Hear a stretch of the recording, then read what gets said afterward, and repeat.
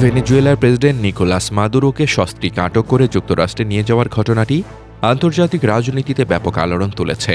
যদিও নজির বলছে, বিদেশি রাষ্ট্রনেতাদের বিরুদ্ধে এমন অভিযান যুক্তরাষ্ট্রের জন্য নতুন কিছু নয়।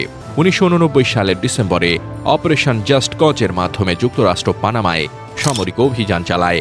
কয়েক সপ্তাহ আত্মগোপনে থাকার পর ১৯৯০ সালের জানুয়ারিতে নরিয়েগাকে গ্রেপ্তার করে মায়ামিতে নিয়ে যাওয়া হয়। ২০০৩ সালে গণবিধ্বংসী অস্ত্র থাকার অভিযোগ তুলে যুক্তরাষ্ট্রের নেতৃত্বে ইরাকে সামরিক অভিযান শুরু হয়। ২০০৩ সালের ডিসেম্বরে তাকে গ্রেপ্তার করে মার্কিন সেনাবাহিনী। মানবতা বিরোধী অপরাধের দায়ে ইরাকি আদালতে তার বিচার হয়। ২০১৪ থেকে ২০২২ সাল পর্যন্ত দেশটির প্রেসিডেন্ট থাকা এর্নান্দেজের বিরুদ্ধে মাদক পাচারকারী চক্রকে সহায়তার অভিযোগ ওঠে। ২০২২ সালে ক্ষমতা ছাড়ার পরপরই তাকে নিজ দেশ থেকে গ্রেপ্তার করা হয়। পরে প্রত্যর্পণ চুক্তির আওতায় যুক্তরাষ্ট্রে পাঠানো হলে সেখানে একটি আদালতে তাকে মাদক ও অস্ত্র সংক্রান্ত মামলায় ৪৫ বছরের কারাদণ্ড দেন।